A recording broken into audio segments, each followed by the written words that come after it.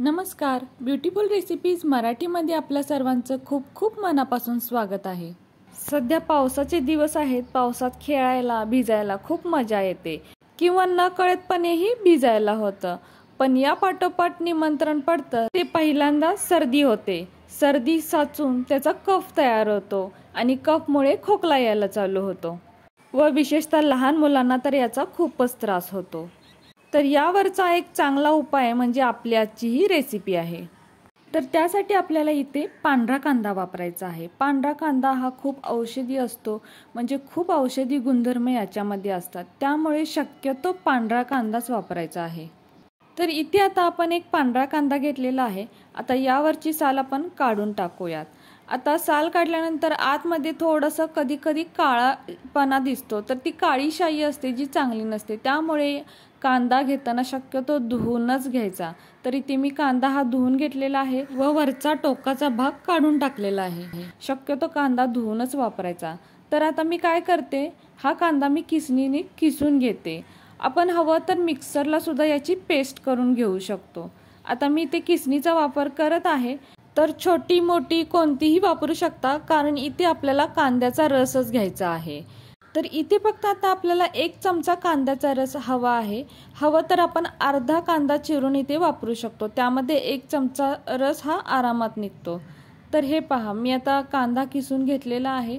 आता या किसलेल्या कांद्याचा आपण कपड्याने गाळून किंवा हाताने सुद्धा पिळून हा रस निघतो। तर आता मी इथे एक बाउल घेतलेला आहे आणि यामध्ये आता मी हातानेच गाळून हा 1 चमचा रस घेते। तर हे पहा, असं थोडंसं प्रेस जरी केलं हलकं तरी याचा भरपूर रस निघतो। तर इथे मी आता फक्त 1च चमचा कांद्याचा रस घेत आहे। हा कांद्याचा रस आपला कफ कमी करण्यासाठी खूप चांगली मदत करतो। तर आता यामध्ये आपण बाकीचे साहित्य घालूया। तर इथे आता आपल्याला पाऊण चमचा काळा गूळ घ्यायचा आहे। काळा गूळ सुद्धा चांगला असतो, औषधी असतो, त्यामुळे शक्यतो काळा गूळच वापरा। त्याचसोबत मी इथे अर्धा चमचा सुंठ पावडर वापरत आहे।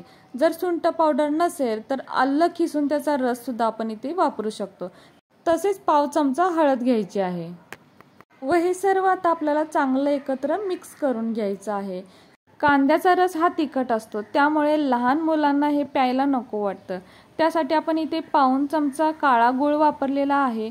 गुळामुळे एकतर तिखटपणा कमी होतो व गूळ हा उष्ण असतो, त्यामुळे सर्दी सुद्धा कमी होण्यास मदत होते। त्याचसोबत आपण इथे सुंठ व हळद घातलेली आहे। हे सुद्धा सर्दी व खोकला कमी करण्यासाठी मदत करतात।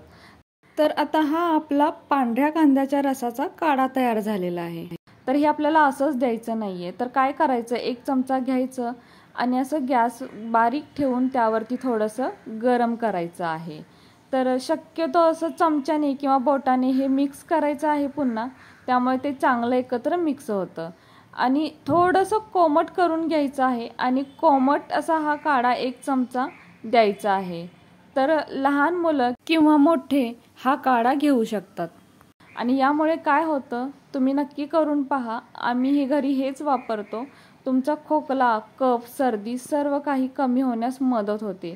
अगदी पहिल्या काढ्यापासूनच तुम्हाला फरक जाणवेल। जर जास्तच असेल तर ह्याचं प्रमाण थोडंसं वाढवावं लागेल, म्हणजे 3-4 दिवस तुम्हाला हे कंटिन्यू घ्यावं लागेल।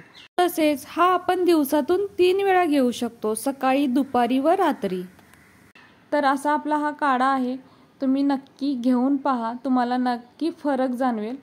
तर कशी वाटली तुम्हाला आजची ही रेसिपी मला कमेंट करून आवर्जून कळवा। जर रेसिपी तुम्हाला आवडली असेल तर व्हिडिओला एक लाईक नक्कीच करा। नवीन असाल तर चॅनलला सबस्क्राईब करा, सोबत बेल आयकॉन प्रेस करा, म्हणजेच अशाच नवनवीन रेसिपीज तुम्हाला पाहायला मिळतील।